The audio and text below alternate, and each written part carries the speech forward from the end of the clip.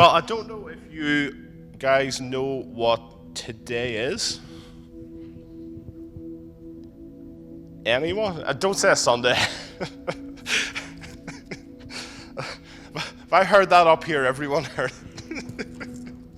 Yes, okay. I don't know if you know what today is. Sunday is in the church calendar. It is not. Next week's the first Sunday of Advent. Ordained elder, by the way. No, this day in the church calendar is not quite Advent. It's somewhere between harvest and Christmas, but it's one of the feasts of the church, more so observed in the high church, called Christ the King Sunday. It's the last Sunday of the church calendar. It's the Sunday before Advent where we give a special focus to Jesus' kingship over ourselves as his church, but also over all of creation. And it's the last chance for us to take a little bit of a breather before Advent begins. So to mark that, to remember that just a little bit today, we're spending time in the book of Daniel. The book of Daniel is an Old Testament book of prophecy, which you don't come across very often. And it's filled with stories and accounts and visions of God's faithfulness and sovereignty amid Israel's time in exile. Because this is one of the times when Israel has been taken away and taken to exile. And what we've read today are a couple of prophetic visions that were given to Daniel that reveal to him that despite everything that's going on in the world, and despite how hard life is for him, and despite Israel's suffering, that God is still in control, and that God's authority is the ultimate authority, and that he is using that authority to anoint the Messiah who is promised and who is coming. Daniel 7 paints a very vivid picture of what we read translated as the Ancient One, what other translations have as the Ancient of Days, another title for God, and the Son of Man. You know, the passage that we've just read reveals not only the ultimate authority of God, which is a non-negotiable, but it brings us hope and assurance as believers in Jesus. Imagine like a lighthouse standing firm on a rocky cliff, that it's just tall, it's unshaken, nothing's moving it, no amount of wind or waves or bad weather or anything affects it. And the lighthouse still manages to guide ships safely through the storm with this sort of unwavering big beam of light that just shines out from it and turns in a circle. Much like the lighthouse, God is unchanging and eternally sovereign. He points the way to safety through the difficult times of life, through the chaotic and uncertain times that we might face. We are guided through those storms by God. We are provided safety and direction in those storms by God. And what that means is, it doesn't mean the storms of life don't come. It doesn't mean things don't get hard. We don't find ourselves immune from difficult things. But whenever those things do come, God is still in control. And he's still leading, and he's still guiding, and he's still calling out to you all along the way. Now, our passage invites us to trust in God's ultimate control and to live faithfully under his reign as king. His reign as king of a kingdom that is never going to be destroyed. So we pick up our reading and we find this first vision Daniel has of the Ancient of Days, of the Ancient One, of God. And imagine imagine yourself in the scene of this sort of like heavenly courtroom. You're just in there observing and being a little bit nosy of whatever current case is going on. There's been enough of those you could probably think back on. First of all, you have the jury take their place, the lawyers, the defendants, the prosecution, the witnesses, the public gallery where you're probably sat, filled with observers, either who are genuinely interested or a little nosy. Imagine you're in the midst of that with Daniel. Then the judge comes out of the chamber, takes their seat on this great big throne, and they are ready to get through the day's proceedings. And this is the description that we're given of God as the Ancient One. And it's something that is both symbolic and significant, even in his appearance. The first thing Daniel writes about the Ancient of Days is that he's wearing white clothes, completely dressed in white. Long white hair. Things that are symbolic of purity and eternal wisdom in the Old Testament. And these two things, what he's wearing and the hair that he's got, the age that he sort of appears to be, show the authority that the Ancient One has to sit on the throne that he has sat in. To be able to proclaim judgment. And to be able to proclaim judgment on anything in the Old Testament, you had to be pure and you had to be wise. In ancient Israel, any type of court, whether it was a small village court or a large city one, was made up of elected elders. And there'd have been 10 of them. 10 men who had lived their life, who had proved their experience, who had shown wisdom, and were known to be people of great integrity and character. So in this vision, Daniel sees the Ancient of Days. He sees God sitting on this throne, fully qualified, exemplifying what an elder of Israel should be like, exemplifying what an elder of God's kingdom should be like, ready to pronounce whatever judgment he has to, with wisdom and integrity that is only found in God's own character.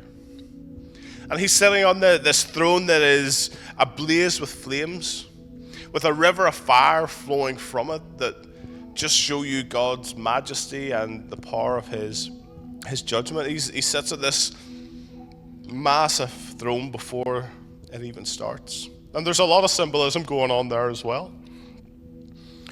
The throne itself symbolizing God's right to rule over everything that he's created, showing off the majesty of God's presence. Most of the time in the Old Testament where there's a burning, all-consuming fire,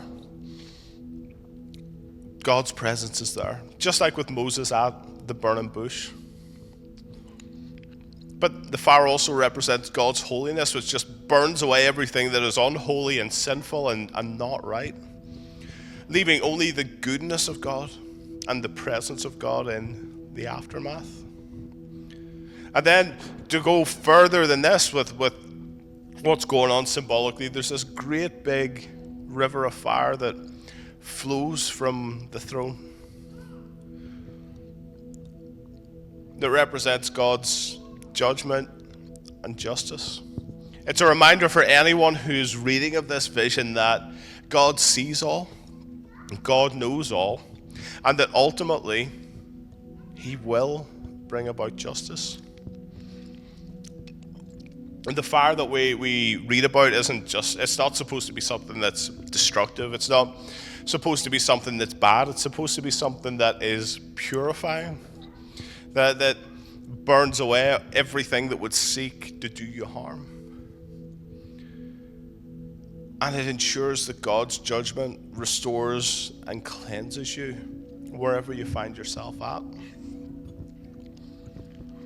And then we look around and we see that there's this heavenly court that's filled with thousands upon thousands of people bowing the knee to God, again showing his supreme authority. And with the weight of this authority sitting on his shoulders, the Ancient of Days opens his book of judgment that holds this record for every deed that every person ever has committed and he is ready to do his job. If the courtroom analogy is a little bit too heavy for you, think instead of a conductor of an orchestra leading the biggest orchestra that you can imagine. And every musician in that orchestra plays their part and contributes to the symphony that is ongoing. And this conductor, with the wave of his baton, directs every note, every element of the music, and ensures that everything is kept perfectly and tightly together in timing and harmony. And just as the conductor controls the entire orchestra that's in front of him with this one little wand, God, the Ancient of Days, oversees all of his creation with perfect wisdom and perfect authority. He orchestrates history in our lives and makes sure that his will is done in harmony with his own character. And while our own sin and the evil that we involve ourselves in needs to face its consequences, and it does need to face its consequences and be dealt with, while there's a time coming where God will do that and judge the living and the dead, we can deal with that right now by confessing our sins to Jesus, by coming to him, inviting him to have his way in our lives and reconnect us with God the Father, to deal with the sin that we struggle with, to burn it up and refine all those things that we so often fall prone to. We have every opportunity to do that. Whether it's the first time or the 100th time, God's arms are wide open. But the Ancient of Days isn't the only person that is mentioned in today's passage. There's this second character who's just as important, the Son of Man. Picture the scene again. Daniel sees this incredible vision of one who's like the Son of Man or one who's like a human, depending on the translation you have, coming down out of the clouds of heaven. Imagine the clouds parting, and here comes someone down them who clearly carries divine authority. It's like a movie whenever the hero finally enters the scene. So like if you've watched the Justice League movie and Superman comes back to life and finds himself between the bad guy and everyone else and saves the whole thing. But this is even more significant. These clouds, the part, are a sign of God's heavenly power and his presence, stating the obvious for us that this Son of Man is more than just a human figure, that he is more than just someone who is like us, that he has been divinely appointed. Then this human, this Son of Man, is brought before the Ancient of Days in this almost grand ceremony where an honored guest is introduced to the king. And in being introduced to the king, he accepts this honor from God himself. He accepts this mantle of being the chosen one who has a special mission and authority given from the Father. And what happens next is amazing, because the Son of Man is given dominion and glory and kingship over everything, so that everyone could serve him, regardless of race or language or nationality or anything else that would divide you. Everyone is welcome to be a part of his kingdom, regardless of the things we divide ourselves over. That never-ending kingdom that we spoke of earlier. Imagine having the ultimate authority, but also being respected and revered by everyone. And the best part of it is we're told this kingdom is something that won't be destroyed. And that's something that brings us as believers all the assurance and all the hope that we could ever ask for. No matter what happens in our lives or in the world, we find comfort knowing that Christ is King and that his reign is unshakable and everlasting. So how do we apply these grand visions of Daniel today? What does it mean for us sat here on this Sunday afternoon? Firstly, I think we need to just stop for a second. And as we stop for a second, we remind ourselves of God's sovereignty. And maybe that's something we need to talk about a little bit more. Because I think it's something in church that we quietly acknowledge. And we don't have a problem with acknowledging it with our heads. But maybe we're a little bit out of the habit of confessing it in our hearts. Whenever we say God is sovereign, what we say is whenever life feels uncertain, when things don't feel good, in fact, when things feel bad and things are going terribly, when we're hurting more than we could ever imagine, that God is still in control. And we can trust that God is still in control because He is the ancient one who reigns over everything. Put yourselves in Daniel's shoes. He was so faithful in exile. He was far from home. He was facing immense pressure to conform to the ways of Babylon. And he remained strong in his faith. Like Daniel, we are also called to be strong in our faith, no matter what challenges sit in front of us. And like Daniel, we can trust in God's sovereignty, knowing that He holds our future securely in His hands. We also focus on the hope of the Messiah, the hope of Jesus. Although we are standing on the other end of the event than what Daniel was, even though we stand on the other end of Jesus coming than Daniel was, it's still the same Jesus. It's still the same Son of Man that carries that divine authority from God the Father. It's still the same Jesus that fulfilled this prophecy. And as followers of Him, we are called to live under His reign. We're called to embrace His teachings and reflect His character. Jesus showed us what it means to serve and to love sacrificially. He showed us what it means to bring the hope of God's kingdom to others. And by living under His reign, we can make a difference in the places we find ourselves. No matter where that might be, no matter how hopeless the idea of doing that might be, God is able. And finally, we remember God's righteous judgment.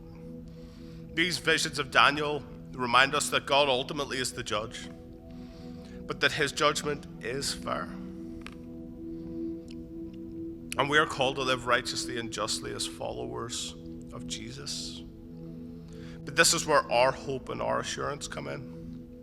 Because we remember we belong to an unshakable kingdom, an eternal kingdom, and no matter what happens in this world, that kingdom never ends. And despite what's going on in the world around us or in our lives personally right now, the hope of God's kingdom never diminishes. And that should inspire us and excite us to live justly and to love mercy and to walk humbly with the God that we serve. This vision of Daniel reminds us that God is in control, that Jesus is our hope, and that His kingdom is forever. So as we head from this place today, we remember that Jesus is King, and that we're a part of His kingdom. So let's trust in God's sovereignty to live out the hope of this kingdom and to let God's love and mercy and justice shine through us in all that we do.